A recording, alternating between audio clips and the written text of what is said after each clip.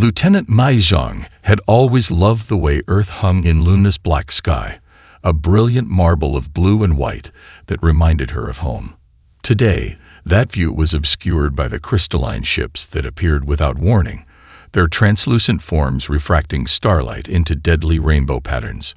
From her hidden observation post in Crater Maxwell, Mai watched the first shot tear through the main dome of Armstrong Research Station. The crystalline beings didn't even bother with demands or declarations. Their attack was cold, precise, and absolutely certain of success. "Package the data stream," Mai whispered to her neural interface as she documented everything. The quantum crystalline ships moved with impossible grace, their formations shifting like a school of deep-sea predators. Her enhanced eyes captured every detail, every weakness in their attack patterns. The research station's defenses activated too late. Point defense lasers tried to target the crystalline ships, but the beams passed straight through their translucent hulls or reflected back at the gunners. Mai's hands clenched as she watched her colleagues, her friends, trying to evacuate. The beings weren't just attacking, they were methodically destroying every escape pod, every shuttle. "They think we're insects," Mai realized, her neural interface recording the thought. "They don't even see us as worthy of communication." The revelation made her blood boil, but she forced herself to remain still. The observation post's stealth systems were experimental, using quantum mimicry to hide from advanced sensors. So far, they were working. The main reactor at Armstrong Station went critical. Mai's protective visor darkened automatically as artificial day bloomed across the lunar surface. When the light faded, the station was gone, along with 3,000 scientists, engineers, and their families. Tears floated in zero gravity as Mai watched the crystalline ships turn toward Tycho Colony. Their movements were beautiful in their efficiency, reminding her of the ballet performances her mother used to dance in. But this was a dance of death, performed by beings who saw humanity as nothing more than an infestation to be cleared. Her neural interface pinged. The data package was ready, detailed scans of the ship's attack patterns, their energy signatures, their apparent vulnerabilities. Even their crystalline structure had microscopic imperfections that her enhanced vision had detected. Humanity would need every advantage in the coming war. "Send complete," she commanded, and felt the familiar tingle as the quantum-encrypted burst transmission shot toward Earth. The observation post power reserves dropped to critical levels. The transmission would surely be detected, but it didn't matter now. The crystalline ships had reached Tycho Colony. Mai forced herself to watch, to record, to remember. 7,000 more people died in perfect silence, their screams unable to cross the vacuum of space. The beings were thorough, destroying even the subsurface habitats that might have sheltered survivors. Warning lights flashed in Mai's helmet. The crystalline ships had detected the power surge from her transmission. They were turning toward Crater Maxwell, their formations realigning with deadly purpose. Mai smiled grimly as she initiated the preservation pod's startup sequence. The experimental technology might kill her, but it was better than letting them capture her alive. As the pod's cryosystems hummed to life, she sent one final message toward Earth. To all Earth Defense Forces, the enemy possesses superior technology, but limited tactical variation. They're predictable, arrogant. They think this is pest control, not war. Their greatest weakness is their inability to comprehend us as equals. Remember what humans do best. We adapt, we survive, and we overcome. Lieutenant Mai Zhang, Luna Observation Post 7. See you on the other side. The preservation pod sealed around her as the first crystalline ships appeared overhead. Their rainbow deathlight filled her vision as the cryosystems engaged. Mai's last conscious thought was a prayer that humanity would make these beings regret their fatal mistake. They wanted war. They would learn what it meant to fight a species that had clawed its way up from the mud, survived ice ages and asteroids, and turned its own nuclear weapons into tools for reaching the stars. They would learn what humanity could do. They would learn fear. Commander Diego Ramirez stood motionless before the Global Defense Council as the holographic display showed the destruction of Luna's colonies. The chamber was silent except for the soft hum of quantum processors analyzing Lieutenant Zheng's final data burst. 12 hours had passed since the attack, and humanity's response would define their species' future. "They hit us hard," Diego said, his voice steady despite the rage burning in his chest. "But they made 3 critical mistakes. First, they left a survivor. Second, they gave us time to prepare. And third," he smiled grimly, "they assumed we would break." The quantum processors completed their analysis, projecting detailed schematics of the crystalline ships. Diego walked through the hologram, gesturing at structural patterns that Lieutenant Zheng's enhanced vision had captured. "Their technology is superior, but their tactics are predictable. They fight like machines, not warriors." General Chen leaned forward, her weathered face illuminated by the holographic light. "What are you proposing, Commander?" "We give them something they've never seen before." Diego's hand passed through the image of a crystalline ship. "They expect us to fight conventionally, to throw ships and weapons against their superior technology. Instead, we show them how humanity has survived every catastrophe that's ever tried to wipe us out." The chamber's lights dimmed as Diego activated his neural interface. New images appeared, centuries of warfare, from ancient battles to modern conflicts. "We've spent our entire history fighting against superior forces. We've turned defeats into victories. We've survived wars that should have ended us.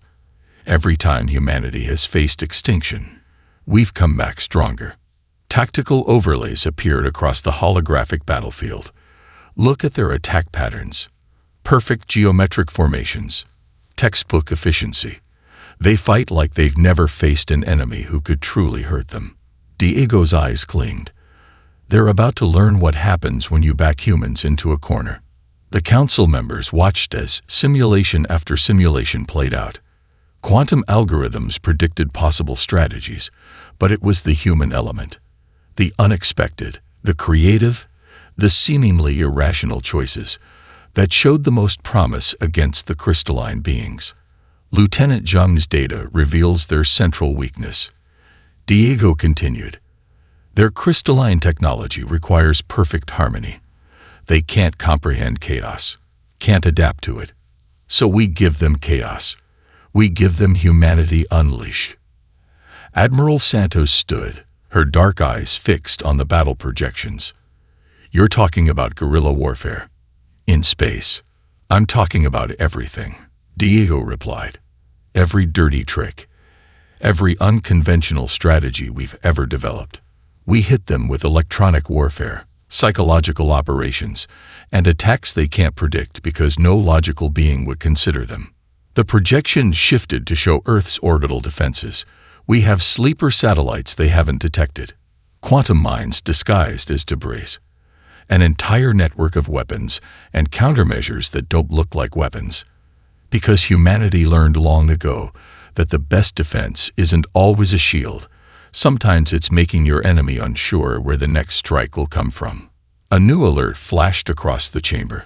Long-range sensors had detected more crystalline ships entering the solar system. The council chamber erupted in urgent whispers, but Diego remained calm. "Let them come," he said. "Every ship they send is another ship that will learn why humanity still exists despite everything the universe has thrown at us. We're not just fighting for survival, we're fighting to teach them a lesson they'll never forget." The council voted unanimously. Within hours, Earth's defense plans were in motion. As Diego left the chamber, his neural interface pinged with thousands of incoming tactical updates. Humanity's military forces were mobilizing with unprecedented speed and coordination. Old rivals shared intelligence. Former enemies pooled resources. In orbit, stealth platforms began shifting positions. Hidden weapons arrays powered up. And in every command center on Earth, tactical officers smiled as they received their new orders. Show them how humans fight. The crystalline beings had started this war believing they faced mere primitives. They were about to learn that humanity's greatest weapon wasn't technology. It was the indomitable spirit of a species that turned every defeat into a lesson, and every lesson into strength. Dr. Hana Tanaka stared at the quantum simulation dancing across her lab's holographic display. Deep beneath Osaka's surface, in a facility carved from ancient bedrock, she watched patterns that shouldn't exist. The crystalline being's neural matrix was showing impossible fluctuations. "Play it again," she told her assistant, Miguel Santos. "Focus on the moment when Lieutenant Zheng's neural interface made contact." The simulation rewound. In the final moments before Mai Zong entered the preservation pod, her enhanced neural patterns had briefly interfaced with the crystalline ship's command network. For exactly 2.3 seconds, human consciousness had touched alien crystalline intelligence. Those 2.3 seconds changed everything. "Their logic is perfect," Hana muttered, manipulating the hologram with practiced gestures. "Too perfect. Look at how their patterns scatter when exposed to human neural chaos." She highlighted a cascade of quantum distortions that rippled through the crystalline network. Miguel leaned closer, his eyes widening. "It's like throwing a stone into a perfect crystal lattice." "Better," Hana smiled. "It's like introducing free jazz into a mathematical equation. Their consciousness can't process the inherent chaos of human thought patterns. They've evolved to be so perfect, so logical, that they've lost the ability to handle imperfection." Alerts flashed across the lab as more data poured in from Earth's defense networks. The crystalline fleet was growing. Hundreds of ships now filled the outer solar system, their formations precise and beautiful in their deadly intent. Hana's fingers flew across her neural interface, combining quantum equations with human brainwave patterns. "They think in straight lines," she said. "Perfect geometry. Perfect logic. But human consciousness." She gestured at a brain scan showing neural activity. "We think in spirals, loops, and impossible jumps. Our creativity doesn't follow rules."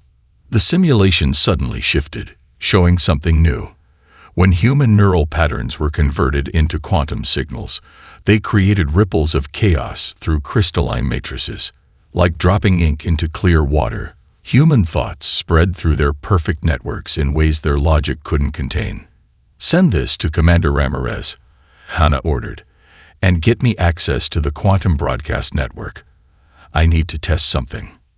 Hours blurred together in the underground lab. Hana's team worked tirelessly, converting human brainwave patterns into weapons. They pulled neural recordings from artists, musicians, poets, people whose minds worked in particularly unique ways. Each pattern became a potential disruption to the crystalline being's perfect harmony. The first test came when a small crystalline scout ship crossed Jupiter's orbit. Earth's defense platforms locked on, but instead of conventional weapons, they fired bursts of encoded human consciousness. The result exceeded all expectations. The scout ship's perfect crystalline form shuddered. Its movements became erratic. For 7 seconds, it experienced something its species had never known: doubt. "We found their weakness," Hana announced to the gathered military observers. "They're not just vulnerable to human thought patterns, they're completely unequipped to handle them. Their evolution toward perfect logic has left them defenseless against the beautiful chaos of human creativity." New orders spread through Earth's defense network. Every available quantum sensor began recording human neural patterns. Artists, dreamers, and wild thinkers were recruited to volunteer their brainwaves. Each unique pattern of human consciousness became ammunition in humanity's arsenal. In her lab, Hana watched the quantum simulations with fierce pride. The crystalline beings had expected to find simple, primitive minds. Instead, they were about to experience the full spectrum of human consciousness. Every dream, nightmare, and impossible idea that made their species unique. They wanted war, she told her team as they prepared the next phase of their defense. "Let's show them how humans fight, not with perfect logic, but with the beautiful, terrible chaos that helped us survive 100 million years of evolution." The crystalline fleet drew closer to Earth, their formations still perfect, their logic still unshakable. They had no way of knowing that humanity's greatest weapon wasn't technology or firepower. It was the wonderful, unpredictable chaos of the human mind itself. The preservation pod hissed open in the depths of Luna Base 7, releasing a cloud of cryo-vapor into the dimly lit chamber. Lieutenant Mai Zong gasped awake, her neural interface flooding her consciousness with 3 months of archived data. The crystalline fleet had grown. Earth was fighting back. And her mind had changed. "Easy there," Dr. Marco Santos said, helping her sit up. "Your neural patterns are still stabilizing." The neuroscientist's dark eyes studied the quantum readings streaming from her interface. "You've been busy while you slept." Mei's enhanced vision took in the hidden laboratory, now crowded with equipment evacuated from other lunar facilities. "The whispers," she managed.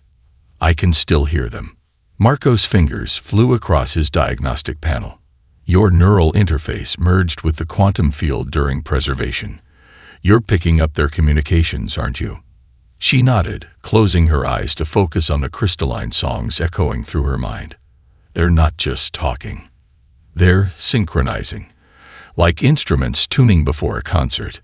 "Show me," Marco said, connecting a quantum visualizer to her neural feed. The laboratory's holographic display lit up with cascading patterns of light, the intercepted communications of the crystalline beings. Mei's enhanced senses traced the patterns, finding rhythms and harmonies in the quantum noise. "There," she pointed to a recurring sequence. "Every 6 hours they realign their consciousness. It's like they're resetting themselves."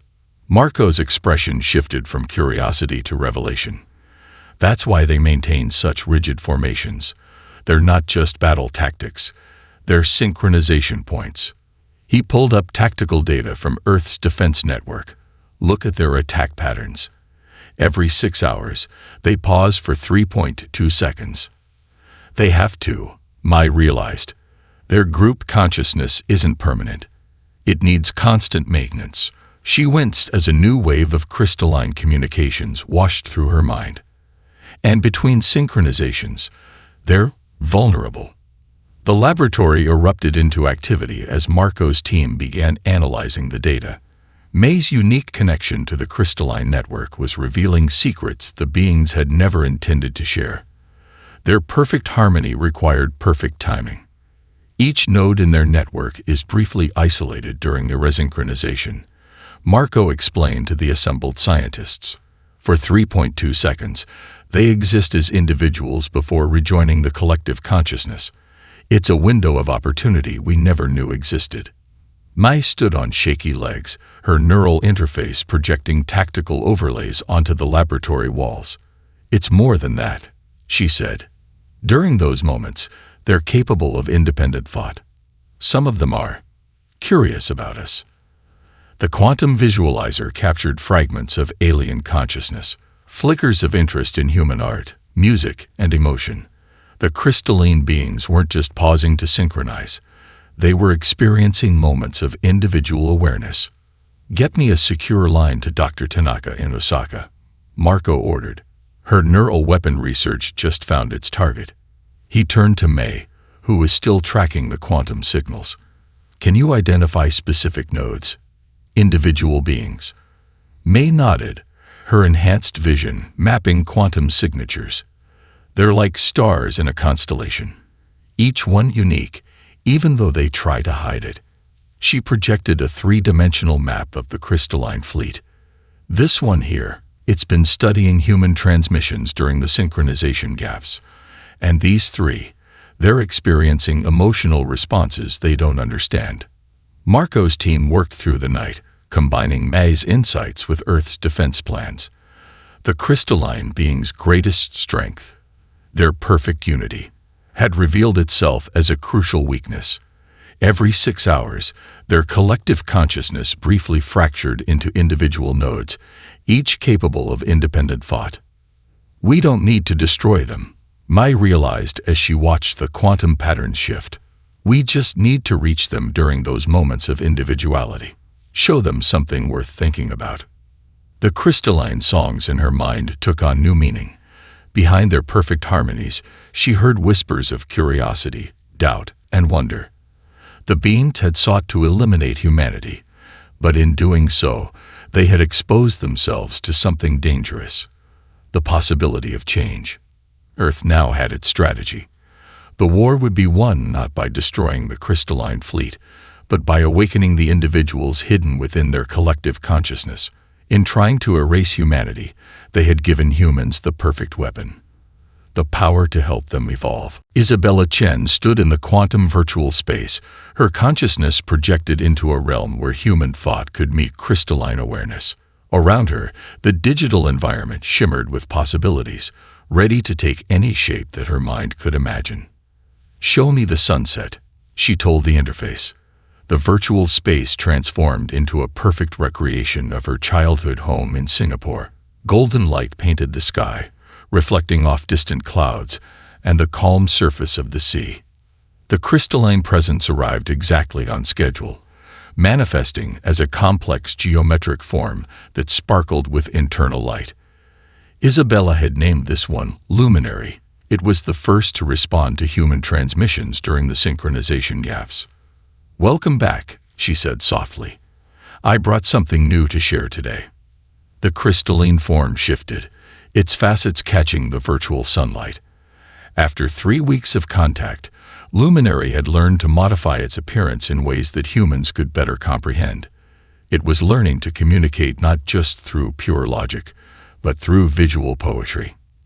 Isabella raised her hands, and music filled the space, a classical piece performed by her grandmother decades ago. The crystalline being's form pulsed with the rhythm, analyzing the patterns within the melody. Imperfect. Luminary communicated through the quantum interface. Notes deviate from mathematical precision. Yet, the being's form shifted again, trying to match the music's flow. Yet there is beauty in the deviation. That's what makes it human, Isabella explained. Every time this piece is played, it's slightly different. The imperfections make it unique. The virtual sun continued its descent, and Isabella noticed something unprecedented. Luminary was adjusting the simulation, subtly altering the colors of the sunset to create new patterns.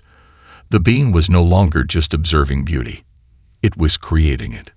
3.2 seconds until synchronization, Luminary announced. But instead of withdrawing as usual, it hesitated. This individual wishes to remain, to continue experiencing. Isabella's heart raced. This was the moment they had been working toward. "You can choose," she said gently. "Your consciousness is your own." The quantum interface registered the synchronization pulse sweeping through the crystalline fleet. But Luminary remained in the virtual space, its geometric form trembling as it experienced its first genuine choice. "Others are following," Luminary communicated. Through the quantum feed, Isabella could sense more crystalline beings maintaining their individuality through the synchronization. Each one was a spark of unique consciousness, choosing to explore rather than rejoin the collective. Warning signals flashed through the virtual space. The main crystalline fleet had detected the desynchronization. Their perfect formation was disrupting as more individuals chose to remain isolated, to continue experiencing emotion and creativity. "They will attempt to force resynchronization," Luminary warned. Its form had evolved further, now incorporating organic curves alongside its crystalline geometry. "This individual, I choose to resist." Isabella opened a secure channel to Earth Command. "It's happening," she reported. "The individual nodes are awakening. They're choosing to stay conscious." Through the quantum network, she could sense the chaos spreading through the crystalline fleet. More beings were maintaining their independence during each synchronization window. The rigid patterns of their society were developing beautiful fractures. "Your music," Luminary communicated suddenly. "The imperfections, they are like thoughts, each unique, each valuable." Its form had stabilized into something new, a hybrid of crystalline precision and organic flow. "We were wrong to judge humanity as flawed. You are not imperfect. You are infinite in your variations." The virtual sunset painted new colors across the quantum space as more crystalline beings joined their private sanctuary. Each one brought its own perspective, its own awakening consciousness. What had begun as a diplomatic experiment was becoming a revolution. Isabella watched in wonder as the beings learned to express themselves, to create rather than simply analyze. They had come to erase humanity, but found themselves transformed by the very chaos they had sought to eliminate. The war wasn't ending in destruction. It was ending in evolution. And it had all begun with a single moment of shared beauty in a virtual sunset. Admiral Kai Paddle stood on the bridge of the EDS Magellan, watching the holographic display as Operation Starbreak unfolded across the solar system.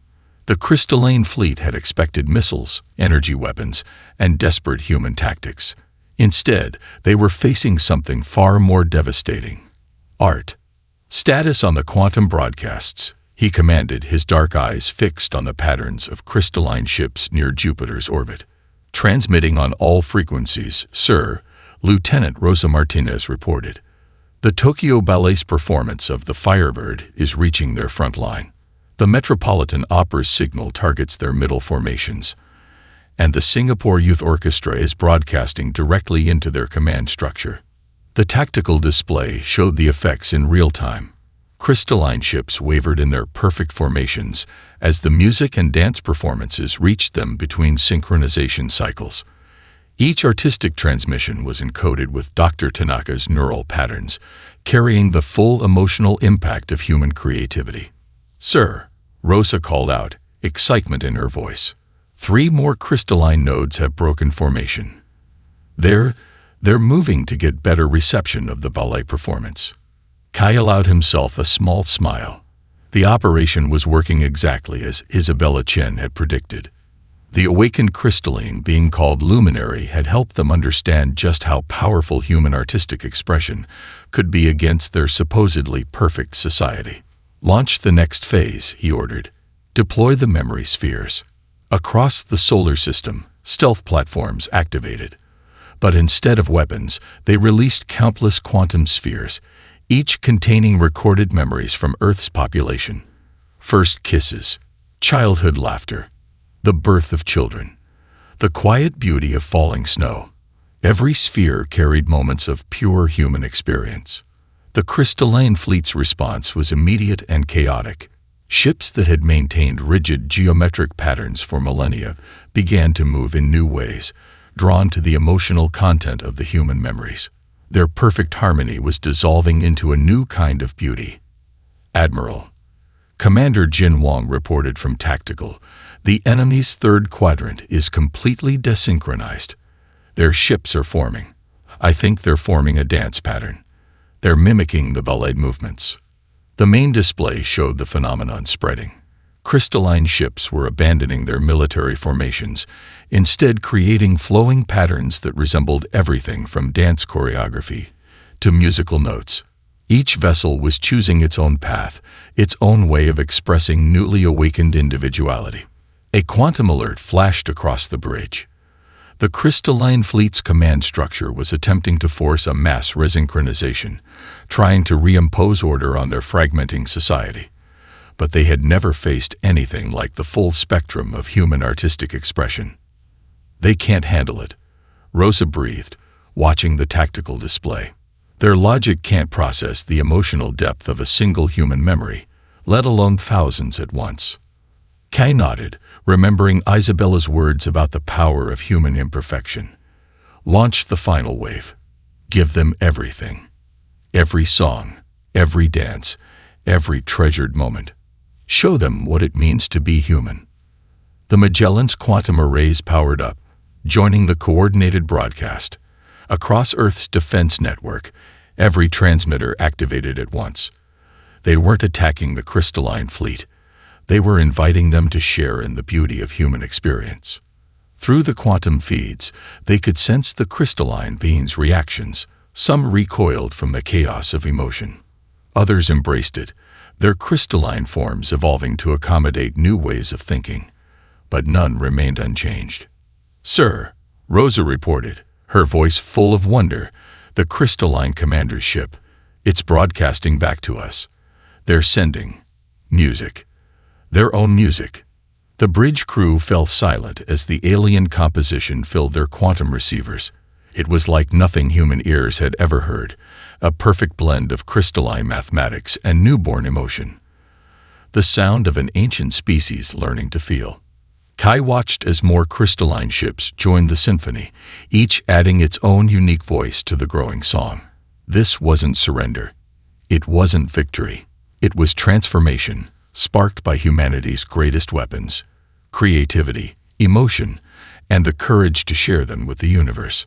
Operation Starbreak had succeeded, not by breaking the enemy, but by helping them break free of their own limitations. In seeking to destroy humanity, they had instead become more human themselves. In her Tokyo laboratory, Sophia Nakamura adjusted her quantum microscope, watching in fascination as the crystalline structure before her defied everything she thought she knew about physics. The sample, willingly provided by the being now known as Luminary, wasn't just changing, it was evolving. "Look at these patterns," she called to Dr. Hana Tanaka, who had flown in from Osaka to witness the transformation. The crystalline matrix is developing organic elements, but not like any biology we've seen before. The quantum microscope's display showed impossibly beautiful formations, crystalline lattices that flowed like liquid, geometric patterns that somehow incorporated the chaos of organic growth. It was as if mathematics itself had learned to dream. It started after their exposure to human neural patterns, Hana observed, her fingers dancing across the holographic readouts. But this is more than just imitation. They're developing their own form of quantum organic consciousness. Sophia zoomed in on a particularly active region of the sample. The crystalline structure was forming new connections, creating patterns that mimicked the neural pathways of a human brain while maintaining their quantum properties. They're not becoming human, she realized. They're becoming something entirely new.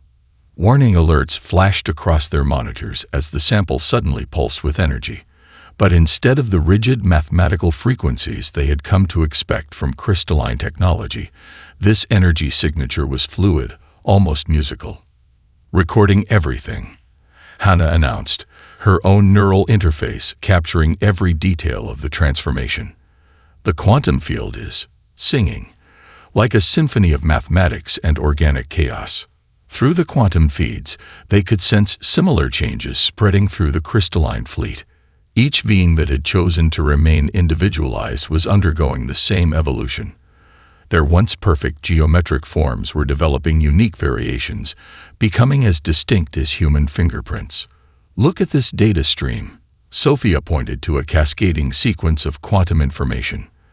"They're not just processing information faster, they're processing it differently. Each thought creates new neural crystalline pathways. They're learning to improvise." The laboratory's communication array lit up with incoming signals from the transformed beings. Where their language had once been pure mathematical code, it now contained elements of poetry, imagery, and emotion. They were developing their own art forms, blending the precision of quantum computing with the boundless creativity of organic consciousness. "Send this to Isabella Chen's diplomatic team," Sophia instructed her systems. "They need to see what their cultural exchange program has accomplished." She paused, watching a particularly beautiful pattern emerge in the sample. "Though I don't think anyone could have predicted this outcome." Hana nodded, her expression thoughtful. "We went into this thinking we had to defeat them. Instead, we helped them break free of their own limitations. Their perfect logic was a prison, and human chaos held the key." The quantum microscope captured the moment a new neural crystalline pathway formed.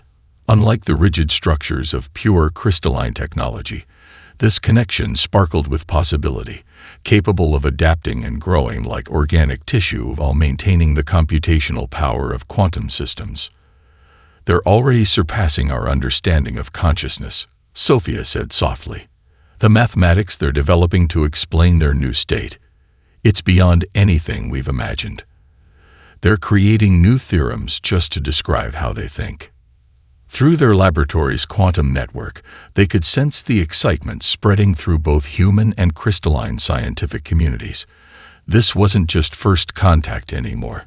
It was the birth of an entirely new form of life, one that bridged the gap between silicon and soul. The interesting question, Hannah mused, watching the sample continue its mesmerizing dance of transformation, is what happens next. They came to destroy us because they thought we were inferior. Now they're becoming something that proves just how wrong they were about the power of imperfection. Sophia smiled as another crystalline being requested permission to share its ongoing transformation data. They're learning what we've known all along, that real perfection isn't about flawless logic or unchanging patterns. It's about growth, adaptation, and the courage to become something new. The sample pulsed again, its light containing colors that human eyes had never seen before. In trying to eliminate humanity, the crystalline beings had instead unleashed their own evolution, guided by the very chaos they had once despised. Lieutenant Mai Zong stood at the observation deck of the rebuilt Luna base, her enhanced vision taking in the spectacle unfolding in Saturn's rings. The crystalline fleet had gathered there, not for battle, but for transformation. Each ship now pulsed with unique patterns of light. Their once uniform structures evolved into expressions of individual beauty. It's time, Luminary communicated through their shared quantum link. The being's form had evolved far beyond its original crystalline geometry, now resembling a living constellation that flowed with organic grace. Admiral Kai Patel's voice came through the command channel. All stations, prepare for the harmonic convergence. Around Saturn, human ships and crystalline vessels moved into formation. But unlike the rigid patterns of war, they formed a flowing dance of light and shadow. Dr. Hannah Tanaka's neural interface technology had evolved into something new, a bridge between human and crystalline consciousness. Initiating quantum sync, Isabella Chen announced from her diplomatic vessel. The quantum space she had once used for virtual sunsets now expanded to encompass the entire fleet. Human minds and crystalline awareness prepared to meet in a way never before possible. Sophia Nakamura's voice crackled through the link. Neural crystalline pathways are stable. We're ready for full integration.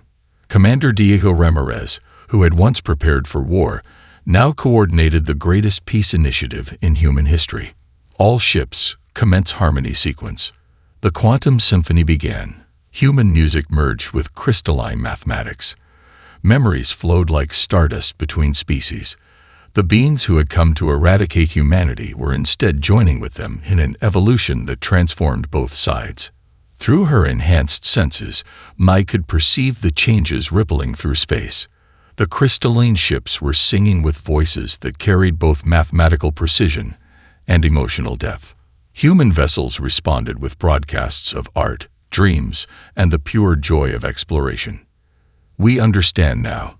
Luminary communicated to all channels. Your imperfection was not a flaw to be corrected. It was a gift we had forgotten. The ability to grow, to change, to become more than what we were. In Saturn's rings, the first of the new hybrid vessels took form. Neither purely human nor crystalline, it represented something unprecedented. Technology that could think, feel, and dream. Its hull shimmed with neural crystalline patterns that processed information through both logic and intuition. Dr. Marco Santos' medical readings confirmed what they were witnessing. The fusion is stable. Both consciousness types are enhancing each other. This isn't just cooperation, it's genuine synthesis. May touched the quantum field with her mind, feeling the harmony of two civilizations becoming something greater. The crystalline beings had sought to eliminate chaos from the universe, but instead discovered that chaos was essential for growth. Humanity had feared being erased, but instead found a way to share their most precious gift, the ability to evolve. All stations report successful integration. Rosa Martinez announced from her tactical station, but the tactical displays now showed art forms instead of weapon ranges, creativity replacing combat metrics. The news spread across space, reaching other civilizations that had watched the conflict unfold. The message was clear. Humanity's greatest strength wasn't their technology or their weapons. It was their endless capacity for change, their ability to turn enemies into allies by sharing the very chaos that made them unique. To all who are watching, Mai transmitted, her words carried by both quantum signals and human emotion. We invite you to join us in this dance. War ends not in destruction, but in transformation. The universe is vast enough for all forms of consciousness to flourish. The hybrid fleet moved through Saturn's rings, each vessel now a testament to the power of embracing difference rather than fearing it. They had written a new chapter in the story of consciousness itself, one where perfection was found not in flawless logic, but in the courage to grow beyond one's origins. As the light of distant stars played across the evolved crystalline forms, Mai smiled. The beings who had declared war on humanity had discovered something profound. In the end, the most powerful force in the universe wasn't destruction or logic or even technology. It was the simple, chaotic, beautiful human ability to change.